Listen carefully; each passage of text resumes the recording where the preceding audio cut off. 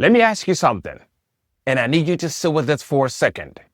Have you ever worked so hard, bled for your vision, prayed for a breakthrough, and still felt like you were slamming into a brick wall?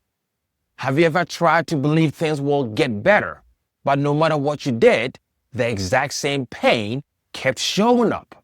The same rejection, the same failure, the same agonizing loneliness. And somewhere deep inside, a quiet, terrifying voice started whispering, maybe this is just my life. Maybe I am the problem. I need you to hear me right now. That voice is not the truth. That voice is a program. And today, we are going to expose it. Here's a raw truth that no one ever taught you in school.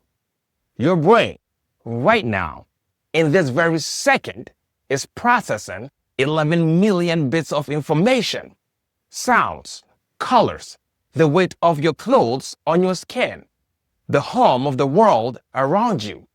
But you are only consciously aware of about 40 of those bits. 40 out of 11 million.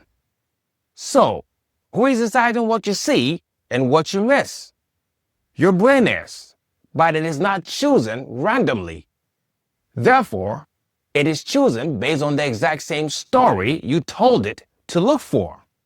This is called confirmation bias, and it is the most powerful, most invisible force dictating your entire reality. Here's how it works, and this might sting a little, but stay with me, because this is love talking. If the story running in your head is, I am not enough, your brain becomes a heat-seeking missile for every single piece of evidence that proves it right. That one client who ghosted you, that launch that failed, that moment someone looked at you sideways.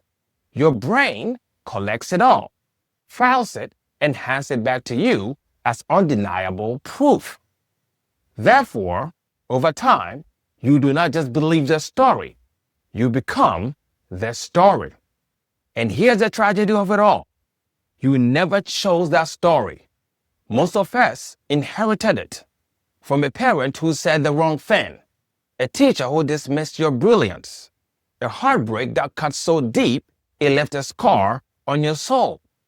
Someone else planted the seed, and your brain has been faithfully watering it ever since. But, and this is where everything changes, your brain is not broken. It is not your enemy. It is simply following orders, the orders you gave it, and you have the power to change those orders right now. I know this because I had to live it. Years ago, I went to a coding bootcamp to become a software engineer, and I had this one teacher who was just brutal. In front of the whole class, he would look at me and say, how could you not understand this? You are not fit for this. Have you ever considered a different career? He literally called me out and tried to break me. And I'm not going to lie to you, it hurt. When a teacher, someone who's supposed to guide you, tells you that you are dumb, you suck that up. You go home and you feel it. But I made a choice. I refused to fight him in that classroom. Instead, I decided I knew what I wanted. I wanted to finish. I wanted to prove I could do this. So I blazed through. I finished the camp. But the tests didn't stop there. I started applying for jobs, and I landed an interview at a massive global tech company. During the interview, the guy looked right at me and said, listen, maybe this software thing isn't for you. You are not cut out for this. Again, the same voice, the same story trying to take root. I went home that night and it stung. It really did. But the next morning, I woke up and I went crazy.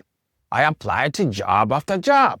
I went to interview after interview until I mastered the art of it. I became unstoppable. They couldn't trick me anymore. I went from that bootcamp to a senior developer all the way up to a tech lead. Why? Because I refused to give power to that voice.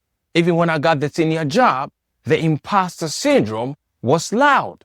I was surrounded by super smart people. I was often the only black guy in the room, which can be intimidating on its own. I would wake up terrified they were going to find me out. But you know what I did? I went to work. Everything I didn't understand, I wrote it down. I went home and studied until my head spun. I put in the reps, and slowly the fear started to fade. The imposter syndrome wore off. The voices in my head, they lost their power, because when you face that fear enough times, it just disappears. You realize it was never real to begin with.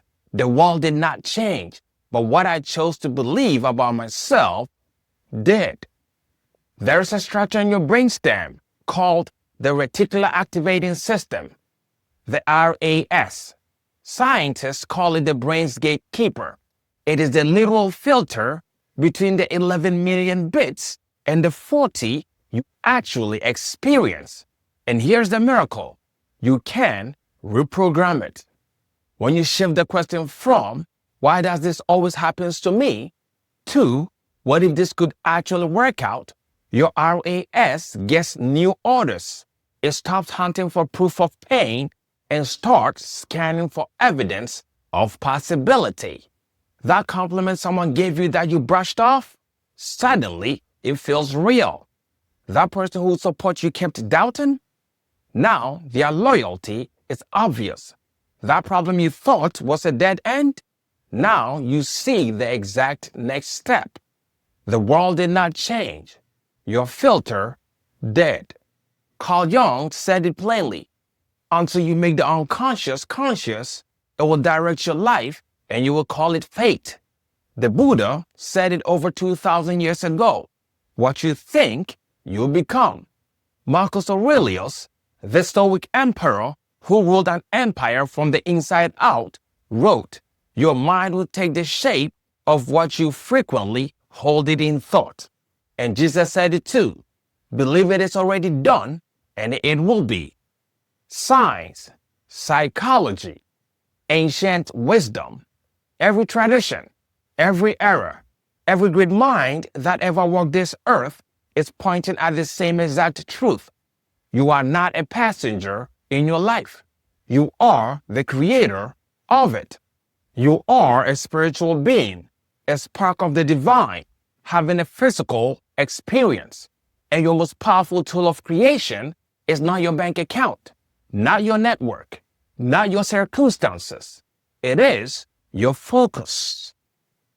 So here's what I am asking you to do. Not tomorrow, right now. Ask yourself this one question. What if things could actually work out for me? Not as a fragile wish, as a command to your brain, as a new order, because your brain is always listening. It is always building. And from this moment forward, you get to decide what it builds. The prison was never out there. It was never the economy, your past, the people who left, or the breaks that never came. It was a story running on a loop in a mind that did not know it had a choice. But now you know, and you cannot unknow it. So the only question left is this. What story will you choose to live in from here? You are not a victim of your reality. You are the architect of it. Now, go build something worthy of who you truly are.